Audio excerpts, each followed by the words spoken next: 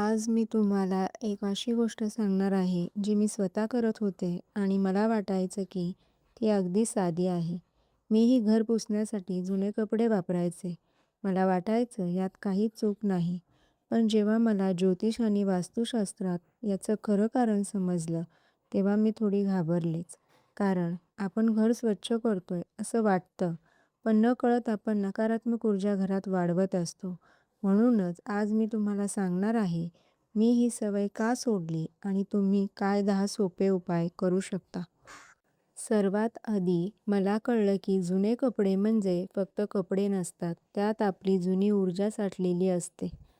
मी आधी फाटलेले कपडेही वापरायचे, पण आता समजलं की त्यामुळे घरात दारिद्र्य येऊ शकतं. आता मी घर पुसण्यासाठी वेगळाच एक स्वच्छ कापड ठेवते, जो दुसऱ्या कुठल्याही कामासाठी वापरत नाही.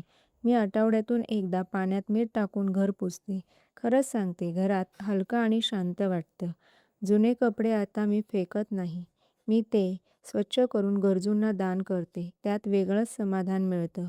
मी स्वयंपाकघर आणि देवघर खूप जपून साफ करते. आता कधीही जुन्या कपड्यांनी पुसत नाही. आधी मी कधीही वेळ बघत नव्हते, पण आता मी रात्री उशिरा घर पुसणं टाळते. मी पुसताना मनात चांगले विचार ठेवते, कारण मला जाणवलं की आपल्या विचारांचा परिणाम होत असतो. मी रोज घरामध्ये अगरबत्ती लावते किंवा सायंकाळी दिवा लावते. यामुळे घरात सकारात्मकता वाढते. आणि सगळ्यात महत्त्वाचं, मी आठवड्यातून एक दिवस खास साफसफाई करते आणि देवाचं नाव घेते. हे सगळं मी स्वतः अनुभवातून सांगते. तुम्ही एकदा हे करून बघा.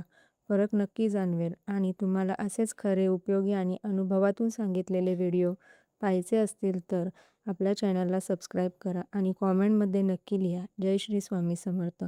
तुमचा सपोर्ट मला खूप महत्त्वाचा आहे. पुढच्या व्हिडिओमध्ये पुन्हा भेटूया.